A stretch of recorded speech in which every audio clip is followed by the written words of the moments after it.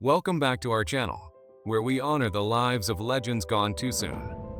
Today, we remember American female celebrities who tragically lost their lives due to surgery complications.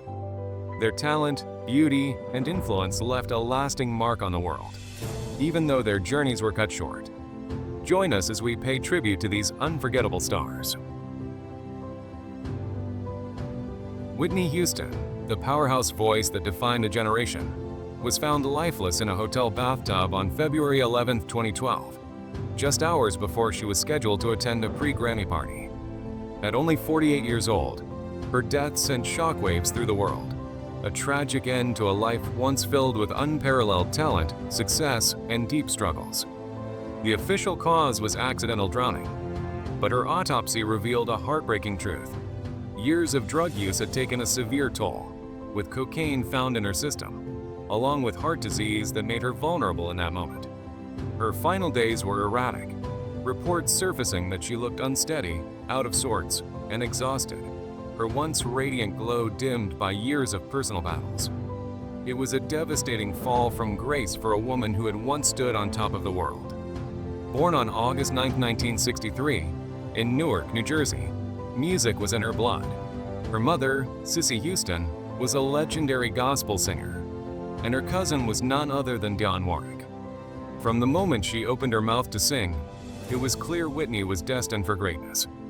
She dominated the 1980s and 90s with hits like I Want to Dance with Somebody and I Will Always Love You, her voice soaring with a power and purity that no one could match. She broke barriers, becoming one of the first Black artists to achieve true pop superstardom, and her film debut in The Bodyguard only cemented her legendary status. But behind the fame, Whitney was fighting battles no one truly understood. Her marriage to Bobby Brown was tumultuous, marred by allegations of drug abuse, domestic violence, and public scandals that overshadowed her music. What had once been a dazzling career began to unravel as addiction took hold, and by the 2000s, her voice, once considered one of the greatest of all time, had suffered from years of drug use. Though she attempted comebacks, even releasing an album in 2009, her struggles were never far behind. On that fateful night at the Beverly Hilton, the world lost not just an icon, but a woman whose voice had defined love, heartbreak, and hope for millions. Her death came just one day before the Grammy Awards, turning what was meant to be a night of celebration into a somber farewell. Even in death, her legacy endures. Her music still sells in the millions. Her influence felt in every powerful ballad sung today. But the pain of losing her remains, a cruel reminder of how even the brightest stars can fade too soon. Whitney Houston wasn't just a singer, she was the voice, and the world has never quite recovered from losing her. Marilyn Miller, the shining star of Broadway's golden age, was a name that lit up marquees and dazzled audiences with her incredible talent. But behind the spotlight was a woman whose life was marred by heartbreak, illness, and a tragic end that came far too soon. Born Mary Ellen Reynolds on September 1, 1898, in Evansville, Indiana, Marilyn was thrust into the world of entertainment as a child, performing alongside her family in a vaudeville act. From the very beginning, she was destined for greatness, catching the attention of Broadway producers who turned her into a sensation.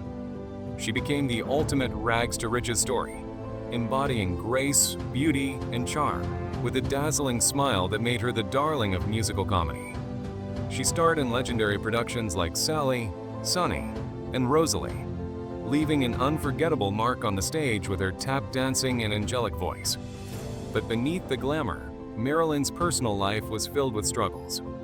She endured toxic relationships, including a disastrous marriage to Jack Pickford, who was battling substance abuse, and she suffered the devastating loss of her first husband, Frank Carter, in a tragic car accident.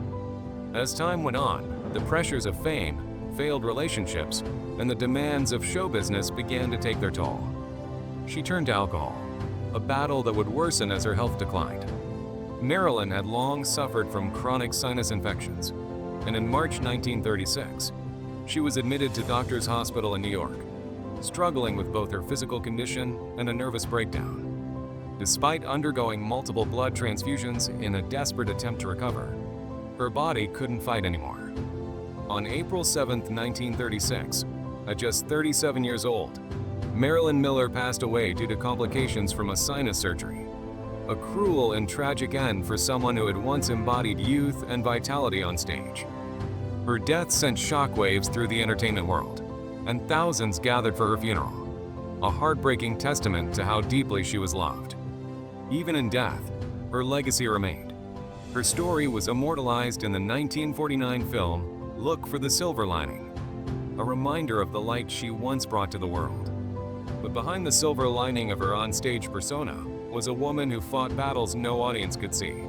A woman who gave everything to her art, but was ultimately consumed by the very world that made her a star. Marian Nixon, a name that once shined brightly in Hollywood's golden era, lived a life full of glamour, talent, and quiet tragedy. Born Marian Nixon on October 20, 1904, she grew up in Superior, Wisconsin, with Finnish roots that grounded her in humble beginnings before she found her way to the dazzling world of cinema. She started as a teenage dancer in vaudeville, slowly making her way into films, and by 1923, she had her first major role in Cupid's Fireman. Hollywood quickly took notice, naming her a Wampas baby star in 1924, and from there, her career flourished. She starred in over 70 films, transitioning seamlessly from silent films to talkies, a feat not every actress of her time could achieve. She shared the screen with legends like James Cagney, Al Jolson, and Spencer Tracy, bringing to life characters that left a lasting mark on audiences. But by 1936, at just 32, she walked away from the spotlight, choosing family over fame. Though her Hollywood chapter closed, she remained a beloved figure, having lived through a remarkable period in cinema history. But as the years passed, time took its toll. Her life, once filled with red carpets and flashing lights, grew quieter. In her later years, Marian faced serious health struggles. On February 11, 1983, she underwent open-heart surgery at Cedars-Sinai Medical Center, a risky but necessary operation.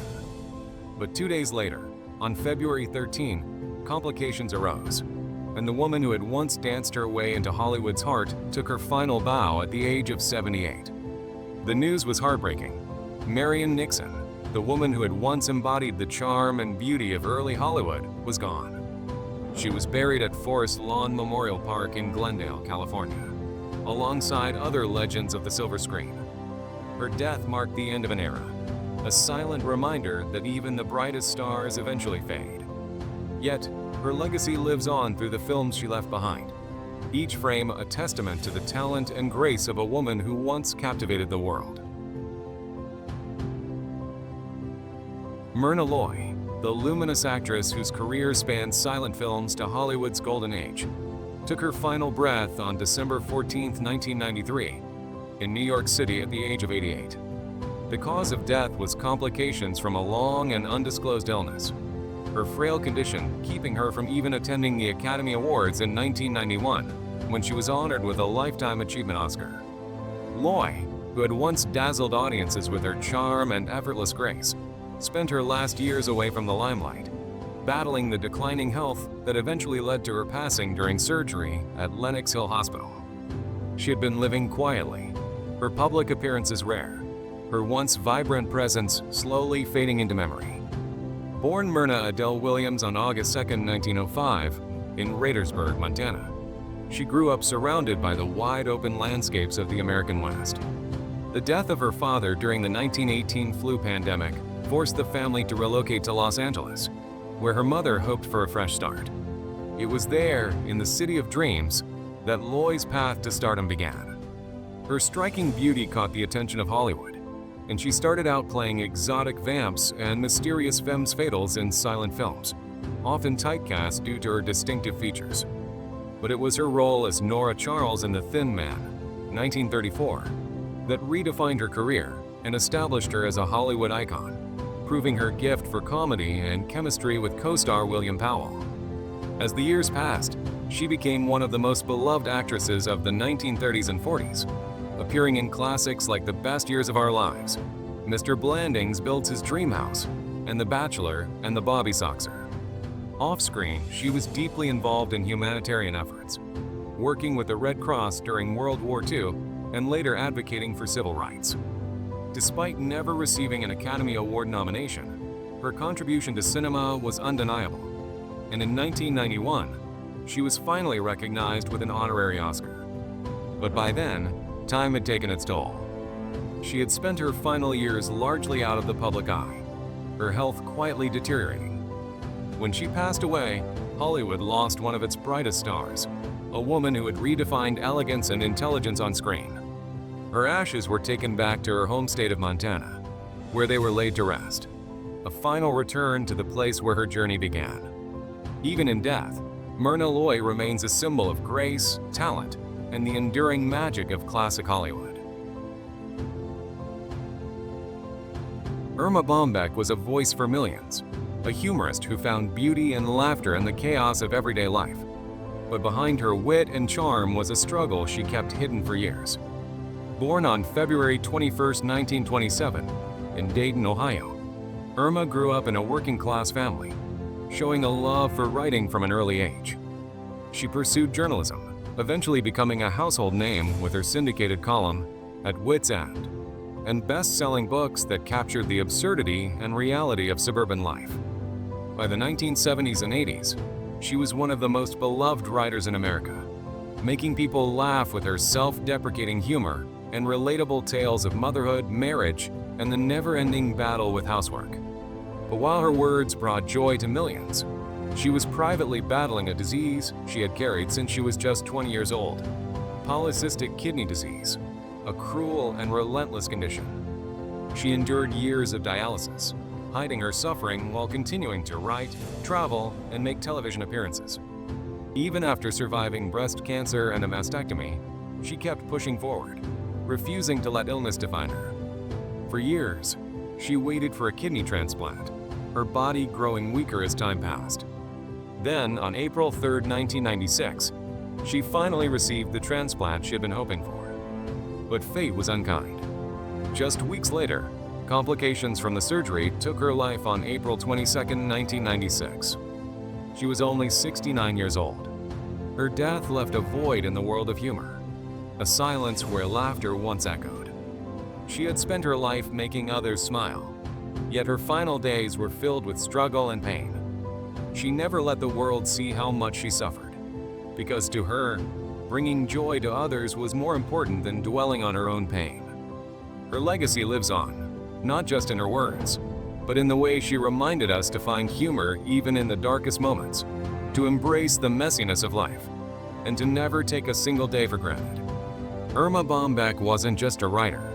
She was a friend to every person who ever read her work. And even though she is gone, her laughter will never fade. Florence Ballard's story is one of talent, heartbreak, and ultimate tragedy. A life that started with dreams of stardom, but ended in sorrow far too soon. As a founding member of the Supremes, she was a powerhouse vocalist who helped shape one of the most successful girl groups of all time, singing on numerous chart-topping hits. But despite the fame, her life was marked by deep struggles. By 1967, she was removed from the group she helped create, and what followed was a downward spiral of depression, alcoholism, and financial hardship. She attempted a solo career, but it never took off, and as the years passed, her health declined. In her final days, Florence was still holding on to hope for a comeback, but life had dealt her too many blows. On February 21, 1976, she was rushed to Mount Carmel Mercy Hospital, complaining of numbness in her arms and legs. Within hours, she suffered a massive heart attack caused by a blood clot in one of her coronary arteries. And by the next morning, she was gone, only 32 years old. It was a devastating end for a woman whose voice had once filled the world with joy, yet whose own life was filled with pain. Florence's journey had been rough from the start, growing up in Detroit in a large family that struggled to make ends meet. Her father, a former musician, introduced her to singing, and it became her passion. She formed the Supremes alongside childhood friends Mary Wilson and Diana Ross, and for a while, they were unstoppable. But behind the glitz and glamour, Florence battled personal demons, many of which stemmed from a horrific event in her teenage years, a brutal sexual assault that changed her forever. The trauma, combined with the pressures of fame, chipped away at her spirit. She was replaced in the Supremes, left to watch as the group continued to soar without her. Attempts to rebuild her career never gained traction, and by the mid-70s, she was living in near poverty with her 3 children. Just when it seemed she was getting back on her feet, death came unexpectedly, cutting short any chance of a second act. Today, Florence Ballard is remembered not just as a singer, but as a tragic figure in music history, one who had the world in her hands, but was ultimately cast aside. Though she is gone, her voice, her legacy, and the mark she left on music will never be forgotten. Frances Farmer was once one of Hollywood's most promising stars, a beautiful and talented actress who shined on both the silver screen and the Broadway stage. But behind the glamour, her life was marked by tragedy, mental illness, and years of unimaginable suffering. Born in Seattle in 1913, she had a rebellious spirit from a young age, winning a writing contest as a teenager and later pursuing a career in acting. She quickly rose to fame, starring in films like Come and Get It, Golden Boy, and Ride a Crooked Mile. But Hollywood never sat well with her. She despised the industry's control over her, clashed with producers, and turned to alcohol as she spiraled into depression. Her personal struggles soon overshadowed her career, and by the early 1940s, she was making headlines not for her performances, but for her erratic behavior and arrests. In 1942, after a series of public outbursts and run-ins with the law, she was declared mentally ill and institutionalized. What followed was nearly a decade of horrifying abuse. She was forcibly committed to psychiatric hospitals, where she later claimed she was subjected to ice baths, electric shock therapy, and even sexual assault by hospital staff. There were even rumors that she had been lobotomized, though no medical records ever confirmed it. Whether or not she underwent that procedure, there was no denying the cruelty she endured during her time in asylums. By 1950, she was finally released, broken, and a shell of the vibrant actress she once was. She tried to rebuild her life, working as a television host in Indianapolis and acting in small theater productions, but she was never the same. In her final years, she sought solace in religion and attempted to write an autobiography, but her past haunted her. In 1970, at just 56 years old, she was diagnosed with esophageal cancer, likely brought on by years of heavy smoking. She was hospitalized, sent home briefly, and then returned to the hospital, where she died on August 1, alone and far from the spotlight she had once graced. Her life became a cautionary tale of Hollywood's cruelty and the mistreatment of those struggling with mental illness. After her death, sensationalized accounts of her time in psychiatric hospitals continued to fuel public fascination, with books and films dramatizing her suffering. Despite the myths and exaggerations, the truth remains tragic. Frances Farmer was a woman whose brilliance was overshadowed by pain, whose talent was wasted by an industry that never valued her, and whose final years were spent trying to reclaim a dignity that was stolen from her. Their time was cut short, but their legacy lives on. Thank you for watching. Don't forget to like, share, and subscribe as we continue remembering those who made a difference but left us too soon.